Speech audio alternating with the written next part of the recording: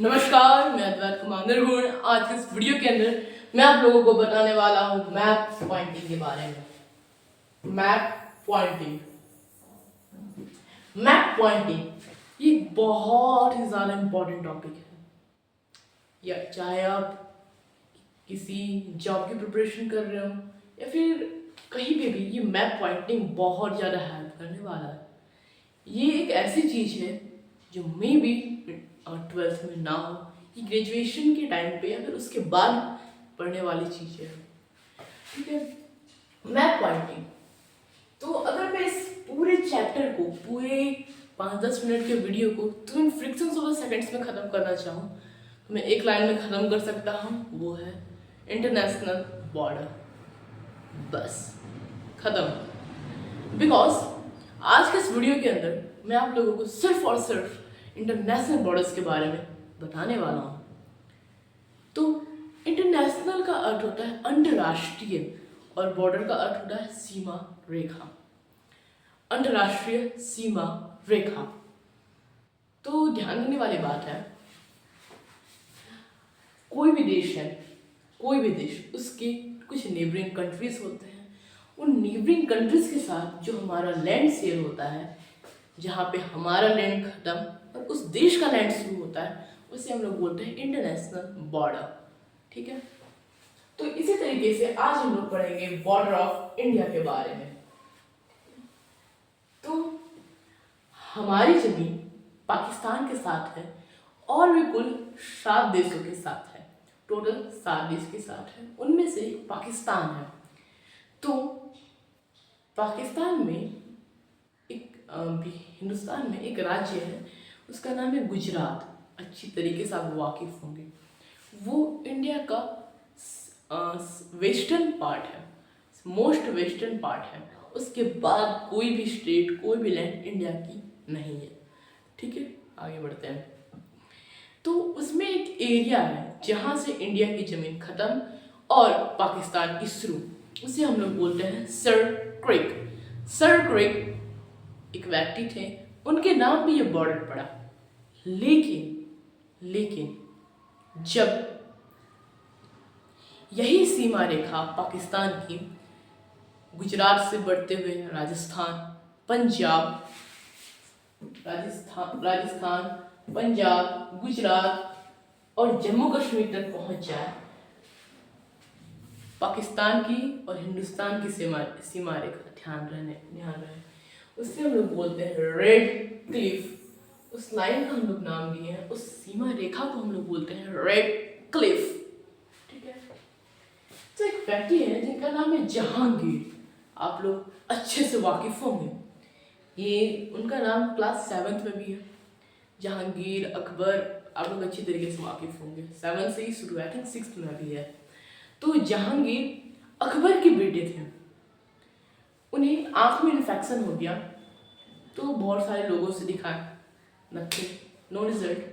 तो उन्होंने क्या किया, एक साधु थे, उन्हें अपनी आंखें दिखाई। उन्होंने कहा कि आप ऐसा करिए, एक प्लेस है, एक स्थान है, एक जगह है, आप वहाँ पर जाइए और वहाँ पे जाने के बाद आप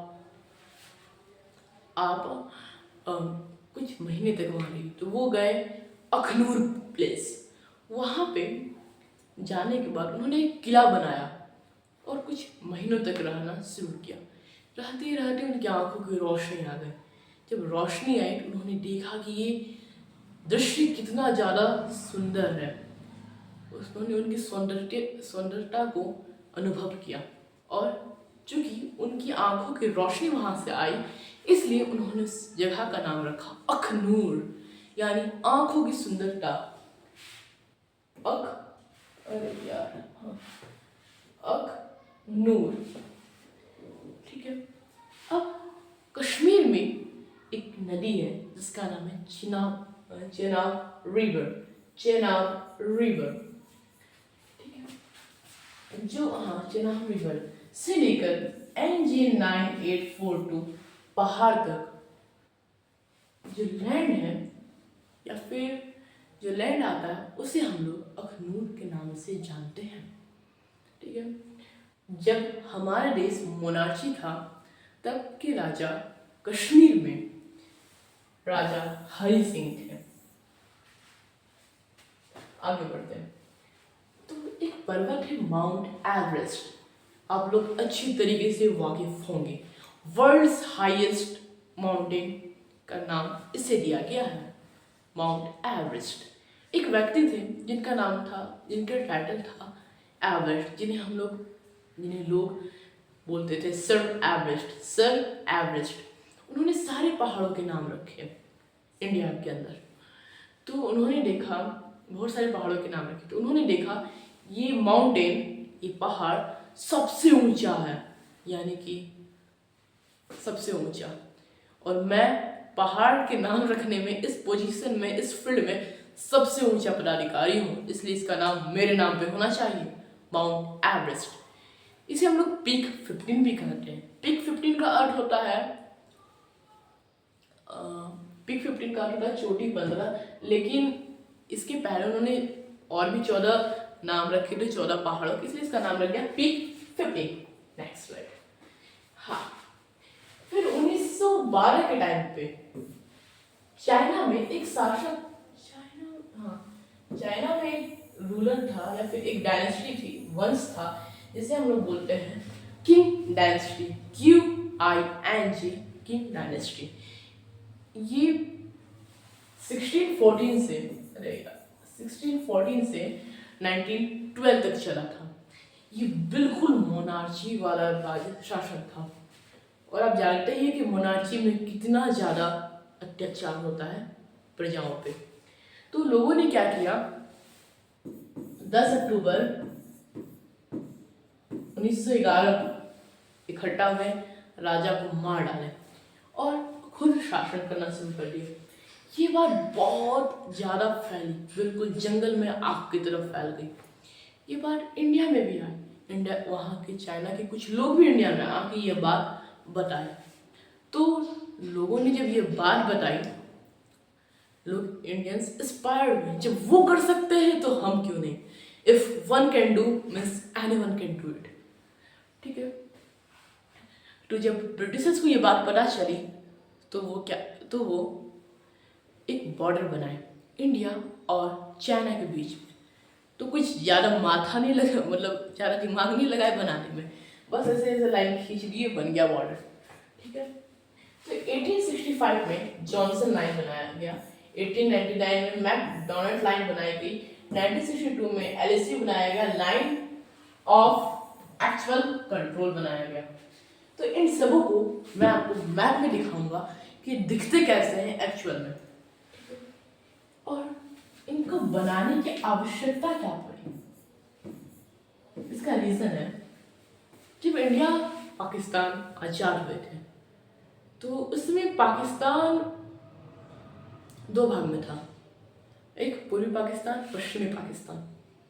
तो पाकिस्तान को कश्मीर शुरू से ही प्यारा है, उन्होंने कश्मीर पे कैप्चर करना शुरू किया, और जब कैप्चर करना शुरू किया तो एक बहुत बड़ा हिस्सा उन्होंने अपने अंदर ले लिया। लेने के पश्चात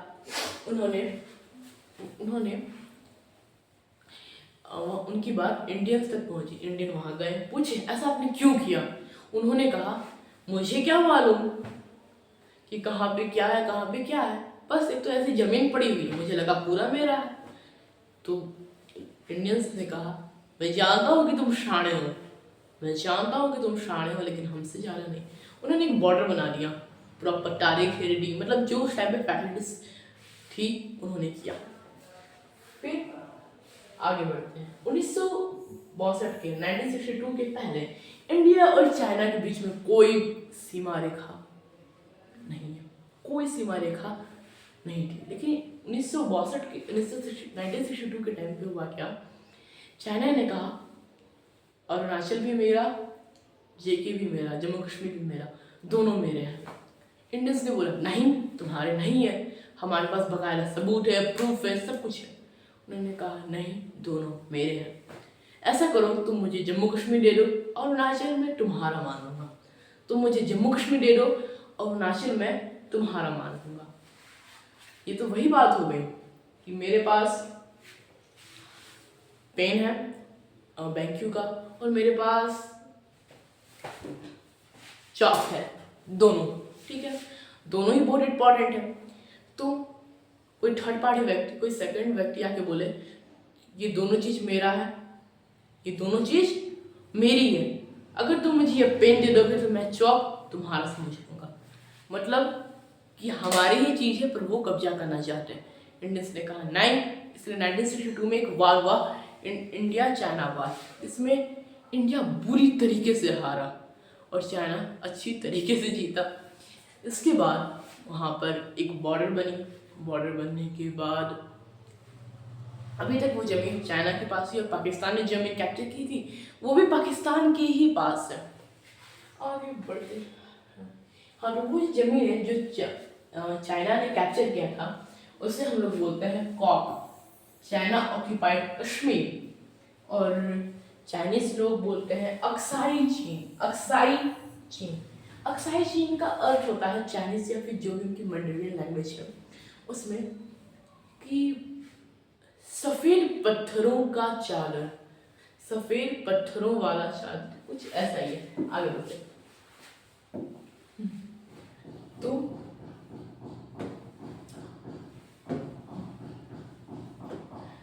तो मैंने आपको बताया 1865 जॉनसन लाइन, मैकडोनल्ड लाइन और लाइन ऑफ एक्चुअल कंट्रोल। तो मैं अगर इसे दर्शाना चाहूँ या दिखाना चाहूँ तो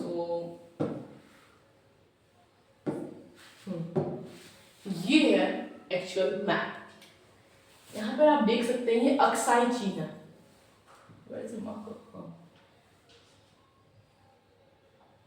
ये अक्साई चीन है, रेड वाला हिस्सा। अक्साई चीन वही है जो चाइना ने कैप्चर किया था। फिर Pakistan occupied Kashmir, POK, pock, ठीक है, पाकिस्तान ऑक्यूपाइड कश्मीर, ठीक है। और ये इंडिया वाला पार्ट, इट मीन्स कश्मीर के ऊपर 3 देशों का कब्जा है। 3 देशों का। पहला इंडिया, जो कि ऑफिशियली और सब हिस्टोरिकली हर मामले में इंडिया का ही है, लेकिन पहला कब्जा इंडिया का। उसके बाद चाइना, जिसे अक्साई चीन नाम दे दिया गया, और थर्ड पाकिस्तान का। ठीक है, इधर कहाँ गया? अब आगे बढ़ते हैं। तो हमारे पास सिर्फ जमीन नहीं है, जमीन तो है ही, उसके साथ साथ हमारे पास पानी भी है, लैंड के साथ साथ वाटर भी है। तो हमारी जमीन पानी में श्रीलंका, म्यांमार और इंडोनेशिया के साथ शेयर होता है। ठीक है। और हाँ, मैं बताना भूल गया आप लोगों को कि इन देशों के अलावा, इसके अलावा बांग्लादेश है। बांग्लादेश के भी नाम को रेड क्लिफ भी बोला जाता है। पाकिस्तान को भी रेड क्लिफ, बांग्लादेश को भी रेड क्लिफ। बांग्लादेश के बॉर्डर, बांग्लादेश इंडिया के बॉर्डर को भी रेड क्लिफ, पाकिस्तान इंडिया के बॉर्डर को भी रेड क्लिफ। ऐसा इसलिए क्योंकि आज़ादी के समय बांग्लादेश नहीं था, वो पूर्वी पाकिस्तान था। ठीक है। और बाकी बात जो बचे देश, नेपाल, भूटान, आप जानती हैं, म्यांमार, बर्मा, तो इन सबों को ही इंटरनेशनल बॉर्डर बोलते हैं। अब बॉर्डर में अगर मैं बोलूँ इंटरनेशनल बॉर्डर पानी में, तो वो है श्रीलंका, म्यांमार और इंडोनेशिया। अब इंडोनेशिया, तो इंडोनेशिया के बारे में आप लोग शायद नहीं जानते हो, मैं भी नहीं जानते हूँ। ये भी हमारा नेबरिंग कंट्री, इवन मालदीव्स भी हमारा नेबरिंग कंट्री है पानी से। आप देखिए लक्षद्वीप, कहाँ गया ये रहा, लक्षद्वीप, अंडमान निकोबार, इन्हीं के बाद ही तो मालदीव्स इतना छोटा देश है, उसे ठूस के जबरदस्ती मैप के अंदर दर्शाया गया है। जैसे हम लोग खाना नहीं खाते हैं ना, तो मम्मी हमें ठूस के खाना खिलाती है, उसी तरीके से मार के डांट के, उसी तरीके से मैप में भी इसे ठूस के दिखाना पड़ता है, जबरदस्ती से दिखाना पड़ता है मालदीव्स को। इतना छोटा देश है। जैसे पूरे हिंदुस्तान में क्या बिहार दिखेगा? सॉरी, क्या आपका गांव दिखेगा? नहीं। पूरे स्टेट में आपका गांव दिखेगा? May be. ठीक है। पूरे स्टेट के मैप में क्या आपका घर दिखता है? नहीं दिखेगा। नहीं, क्योंकि आपका घर काफी ज्यादा छोटा है, बहुत ज्यादा छोटा है। काफी का नहीं, सबका घर बहुत बहुत एकदम छोटा छोटा सा है। ऐसा इसलिए सॉरी, बहुत छोटा होने के कारण मैप में हम लोग इसे नहीं दर्शा सकते। उसी तरीके से ये मालदीव्स भी वही है। तो मैप दो तरीके के होते हैं। जो मैप हम लोग देखते हैं, ये जैसे आई होप आपको दिख रहा हो ये मैप, या फिर जो भी मैप आप गूगल पे सर्च करते हैं, मैप ऑफ इंडिया अगर आप सर्च करें तो जो भी मैप आएंगे वो आते हैं मेन मैप, जिसमें आपको प्रॉपर दिखता है। उसमें ना ही आपको आइलैंड दिखेंगे,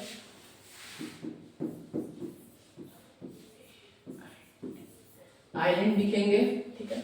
आइलैंड में एस साइलेंट है, आइलैंड दिखेंगे, क्योंकि इंडिया के पास देखा जाए तो 1382 आइलैंड है।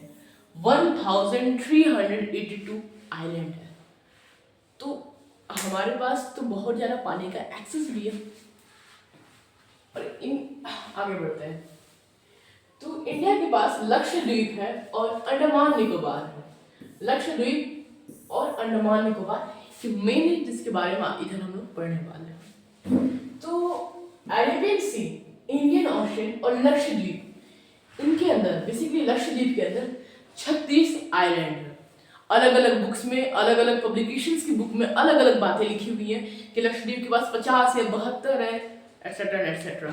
लेकिन ऑफिशियल डाटा के अनुसार, करेंट ऑफिशियल डाटा के अनुसार जो सरकार ने हमें प्रोवाइड किया, गवर्नमेंटल डाटा के अनुसार टोटल 36 है। आप किसी भी बुक के बारे में आप देख लीजिए, उसमें अगर 36 नहीं दिया है इट मीन्स बुक गलत है, या फिर बुक अपडेटेड नहीं है, वो ओल्ड वर्जन भी हो सकती है। आगे बढ़ते हैं। अंडमान निकोबार बे ऑफ बंगाल, इंडियन ओशन में 512 आइलैंड है। बेसिकली अंडमान निकोबार में 512 आइलैंड है। तो लक्षद्वीप में 36 आइलैंड है। इन 36 आइलैंड को 3 भाग में बांटा गया है, या फिर कोई भी चीज है, कुछ भी, वो 3 भाग में बटी है। अपर, लोअर, नीचे वाला लोअर और बीच वाला मिड, या फिर अगर हाथ में बोलूं अपर, मिड और लोअर। अपर पाम हो गया, मिड ये वाला पोजीशन और लोअर ये वाले पोजीशन को हम लोग बोलते हैं। आगे बढ़ते हैं। ठीक है।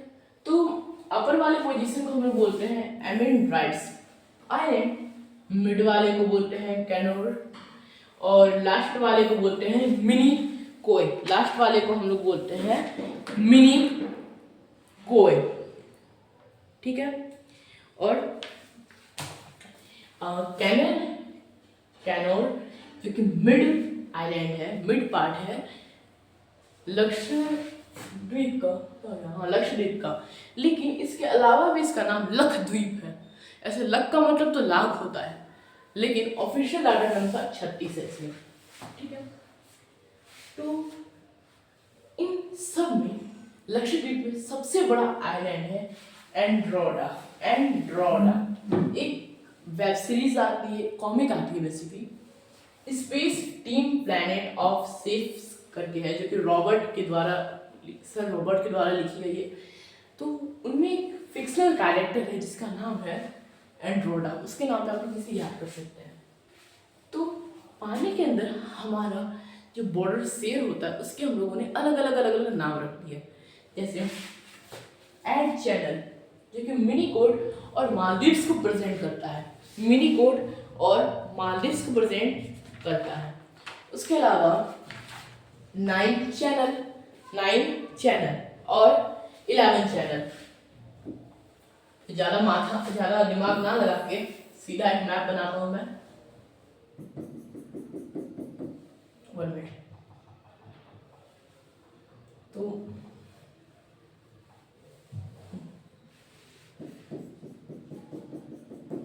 ओके।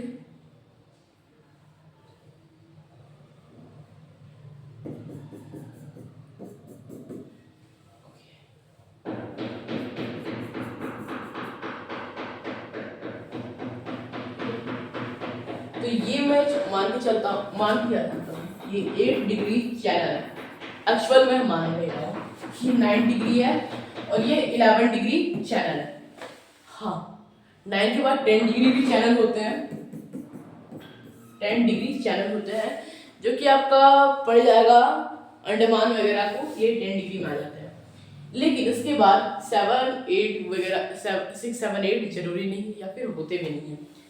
तो ये 3 हमारे बेसिकली पानी में चैनल्स हैं और ये 3 हमारे पानी में बॉर्डर शेयर करते हैं। ठीक है, आज इस वीडियो के अंदर मैं इतना ही बताऊंगा और इस वीडियो में मैंने आपको जितना भी कुछ बताया है ये सारा का सारा डाटा राइट है, सारे के सारे डाटा राइट्स हैं। ये ऑफिशियल वेबसाइट के द्वारा और ऑफिशियल जो सरकार ने डाटा निकाला है उनके तहत ये बातें कही गई है। तो आज के इस वीडियो में इतना ही। मैं आपको मुलाकात करता हूँ नए वीडियो में किसी नए टॉपिक के साथ। तब तक के लिए धन्यवाद।